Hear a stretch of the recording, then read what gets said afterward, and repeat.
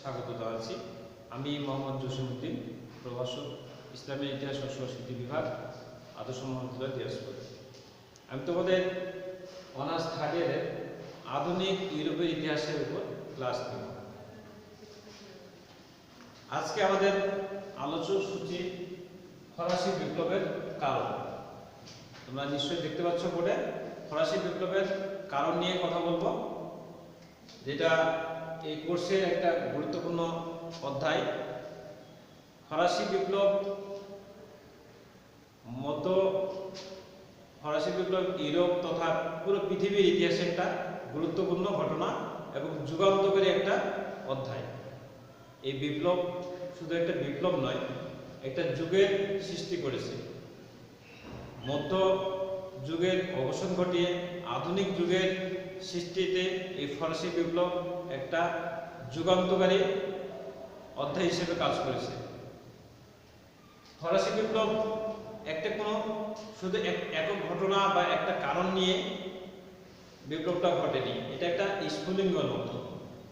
শুধু স্ফুলিঙ্গ নয়, এই স্ফুলিঙ্গর পিছনে যে ঘটনাগুলো রয়েছে, যে উপাদানগুলো রয়েছে, সেগুলো নিয়ে তোমাদের সাথে শেয়ার করব।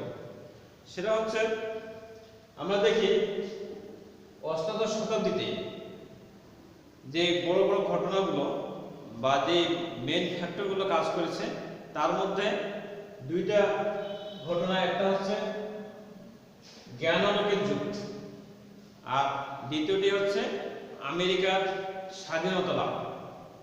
এই জ্ঞানালোকের যুগটা হচ্ছে এই যে যুক্তির মাধ্যমে সবকিছু খণ্ডন, যুক্তি দিয়ে সবকিছুকে বিচার বিশ্লেষণ করা এবং সমাজ, ধর্ম, ইভেন রাষ্ট্র, এই সব ব্যবস্থাগুলোকে যুক্তির মাধ্যমে বিচার করে যে সূচনাটা হয়েছিল, পরিবর্তনটা হয়েছিল, সেটাই ফরাসি বিপ্লব সংগঠনে বিরাট ভূমিকা পালন করেছে। অন্যদিকে তোমরা জানো 1776 খ্রিস্টাব্দে মার্কিন যুক্তরাষ্ট্রের স্বাধীনতা লাভ সেই সময় একটা আলোচিত এবং খুব বিপ্লবাত্মক একটা ঘটনা। এখান থেকে ফরাসি জনগণ উজ্জীবিত হয় এবং তারা একটা পরিবর্তন আনয়নে তাদের মনের মধ্যে একটা স্পৃহা জন্ম নেয়। সেই স্পৃহটা কি?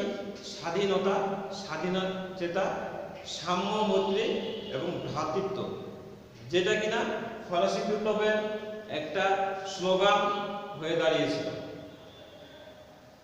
এখান থেকে ইংল্যান্ড যে পরাশক্তি রাষ্ট্র, সেই ইংল্যান্ডের পতন বা তাদের শক্তি হ্রাস, অন্যদিকে ফ্রান্স যে একটা বড় রাষ্ট্র এবং পরাশক্তি, এটা ক্ষমতাধর রাষ্ট্র, সেই ফ্রান্সের যে রাষ্ট্র ব্যবস্থা, বিশেষ করে রাজতন্ত্র এবং সামন্তবাদী যে ব্যবস্থা, সেটা মূলে ভাঙন তৈরি করেছিল এবং জনগণ গণতান্ত্রিক চেতনায় স্বাধীনতা লাভের একটা স্পৃহা লাভ করেছিল। এখানে ফরাসি বিপ্লবের যে কয়েকটি কারণ আমি উল্লেখ করছি, সেটা তার মধ্যে সামাজিক কারণ অন্যতম। ফরাসি জনগণের মাঝে সাধারণত আমরা তিনটা ভাগ দেখতে পাই, তিনটা শ্রেণী দেখতে পাই।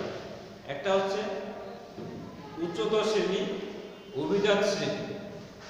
এই অভিজাত শ্রেণীর মধ্যে রয়েছে শাসক গোষ্ঠী, ধর্মযাজক এবং যারা সরকারি আমলা, তারা রাষ্ট্রের যাবতীয় সুযোগ সুবিধা ভোগ করত, সকল ধরনের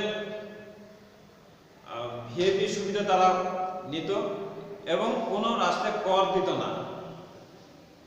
অন্যদিকে মধ্যবিত্ত শ্রেণী, যারা চিকিৎসক, শিক্ষক এবং যারা মিডল ক্লাসে অবস্থান করত, তারা বিভিন্ন সুযোগ সুবিধা নিত এবং ট্যাক্স দিত। সবচেয়ে কলুষিত অবস্থা, নিষ্পেষিত অবস্থা এবং বঞ্চিত ছিল নিচুতর শ্রেণী, তৃতীয় শ্রেণী। তারা ছিল বর্গা চাষী, কৃষক, শ্রমিক। তারা প্রচুর পরিমাণে বিভিন্ন অবাঞ্ছিত কর দিত, বিভিন্ন ট্যাক্স, তাদের খাজনা, এগুলো দিতে দিতে তাদের জীবন একেবারে অতিষ্ঠ হয়ে উঠেছিল। অন্যদিকে তাদের সরকারি সুযোগ সুবিধা, রাষ্ট্রের সুযোগ সুবিধা, সেগুলো থেকে বঞ্চিত হয়েছিল। ইভেন তাদের জমিতেই যাদের জন্ম, তাদের জমিতেই মৃত্যু, এরকম একটা কথা প্রচলিত ছিল। অর্থাৎ তাদের কোনো উন্নতির সুযোগ ছিল না। তারা যতই উৎপাদন করুক না কেন, শুধু উৎপাদনই করে যেত, কিন্তু এটা ফল তারা পেত না। কারণ অর্ধাংশ, এক তৃতীয়াংশ, দুই তৃতীয়াংশ এই হারে তাদের জমির উপর খাজনা আরোপ করা হতো এবং উৎপাদিত ফসলের এক বৃহৎ অংশই সরকারি কোষাগারে চলে যেত। যার কারণে তাদের মধ্যে একটা পরিবর্তন এর স্পৃহা জেগে ওঠে, একটা জীবনযাত্রা উন্নয়নের একটা পরিকল্পনা বা তাদের মধ্যে একটা উজ্জীবিত ভাব জেগে ওঠে। সেটার ফলে ফরাসি বিপ্লবের একটা ফরাসি বিপ্লব সংগঠনে তাদের এই মনের মধ্যে যে স্পৃহাটা কাজ করেছিল। অর্থনৈতিক কারণের মধ্যে আমরা দেখি যে ট্যাক্স ব্যবস্থা, বিভিন্ন পণ্যের উপর, বিভিন্ন ব্যবসা প্রতিষ্ঠানের উপর যে অযৌক্তিক এবং অতি উচ্চ ট্যাক্স ধারণ করা হয়েছিল, যার কারণে ব্যবসায়ী গোষ্ঠী, কৃষক, যারা সাধারণ বিভিন্ন পেশাজীবী গোষ্ঠী, তারা কিন্তু তাদের জীবন পরিচালনায় একেবারে নুয়ে পড়েছিল, তারা আর পেরে উঠতে পারছিল না। ফলে এই যে রাষ্ট্রীয় কাঠামো, সামন্তবাদী প্রথা, রাজতন্ত্র যে ব্যবস্থা, সেটা তারা কিন্তু এটার প্রতি বিতৃষ্ণা জেগে উঠেছিল। তারা চাচ্ছিল না যে এইভাবে চলুক, তারাও একটা পরিবর্তন চেয়েছিল। ধর্মীয় কারণ, তৃতীয়ত আমি যেটা দেখিয়েছি যে ধর্মীয় কারণ, সে সময়ে ফ্রান্সের জনগণ মূলত দুইটা শ্রেণীতে বিভক্ত, এক ইহুদি আর এক খ্রিস্টান। তো শাসক গোষ্ঠী হচ্ছে খ্রিস্টান, আর সাধারণ যে প্রজা সাধারণ তারা হচ্ছে ইহুদি। এই যে রিলিজিয়াস কনভার্ট সিস্টেমটা, তাদের মধ্যে যে ইহুদি নিধন এবং খ্রিস্টান বৃদ্ধিকরণ, এই মূলমন্ত্রে রাষ্ট্র পরিচালিত হচ্ছিল। কিভাবে ইহুদিকে দমন করা যায়, ইহুদির সংখ্যা কমানো যায়, সেই নীতিটা ষোড়শ লুই, তৎকালীন ফরাসি রাজা, এই ষোড়শ লুই এই নীতিটা দিয়েছিল যে তাদের তিনটা প্রস্তাব দেওয়া হয়েছিল।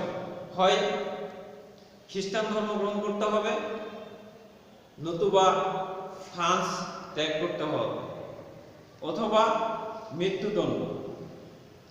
এই তিনটা প্রস্তাব, এই তিনটা যে কোনো একটা মেনে নিতে হবে। ফলে ফরাসি জনগণের এই স্বধর্ম ত্যাগ করে খ্রিস্টান হয়ে যাওয়া ছাড়া আর উপায় ছিল না। অন্যদিকে বিবাহ ব্যবস্থা, কোনো ইহুদি তার স্বধর্মের জনগণকে বা একটা ইহুদি মেয়ে, ইহুদি ছেলেকে বা ইহুদি ছেলে ইহুদি মেয়েকে বিয়ে করতে পারবে না। কি করতে হবে? খ্রিস্টান ছেলেকে অথবা খ্রিস্টান মেয়েকে বিয়ে করতে হবে এবং নিজ ধর্ম ত্যাগ করে খ্রিস্টান ধর্ম গ্রহণ করার পর এভাবে দেখা যায় যে ক্রমে ইহুদি ধর্মের সংখ্যা, ইহুদি ধর্মের ধর্মীয় অবলম্বী লোকের সংখ্যা ক্রমান্বয়ে হ্রাস পেতে থাকে। ইহুদি যারা ধর্মবেত্তা এবং যারা ইহুদি কঠোরবাদী, তারা চিন্তা করলো যে এভাবে চলতে থাকলে আমাদের একেবারে নিঃশেষ হয়ে যেতে হবে। যার কারণে তারা ধর্মীয় দিক থেকে একটা বড় ধরনের আঘাত অনুভব করলো। এজন্য তারা পরিবর্তনের একটা জাগরণ মনের মধ্যে একটা স্পৃহা নিয়ে আসলো যে যে কোনো মূল্যে যে কোনোভাবেই এই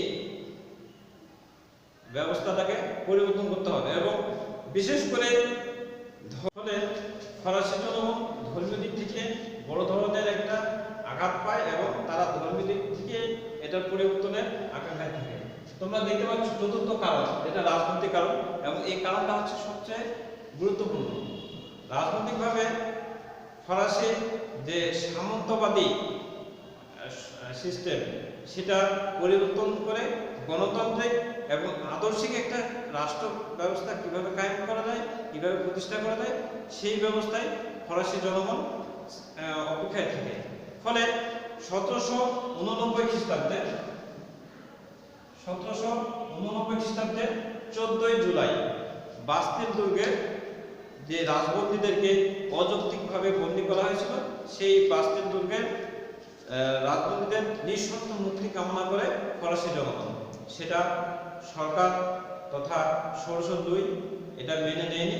ফলে সবাই রাজপথে নেমে আসে এবং সবাই সম্মিলিতভাবে এই বাস্তিল দুর্গটা মুক্ত করে সকল রাজবন্দীদেরকে মুক্ত করে এবং একটা বড় ধরনের কি পরিবর্তন নিয়ে আসে। অর্থাৎ ষোড়শ দুই তিনি তার সামন্তবাদী প্রথা, এটা সামন্তবাদী ব্যবস্থাটাকে ভেনিশ করে দেয় এবং এই বিপ্লব, তোমরা জানো যে বিপ্লব একটা আকস্মিক ঘটনা নয়, বিপ্লব একটা একদিন, মাস বা বছরের ঘটনা নয়, এটা দীর্ঘ সময় ধরে চলে আসা একটা ব্যবস্থা, যেটা বই প্রকাশ হচ্ছে 1789 খ্রিস্টাব্দের 14 জুলাই এবং এটা চলমান থাকে 1799 খ্রিস্টাব্দ পর্যন্ত।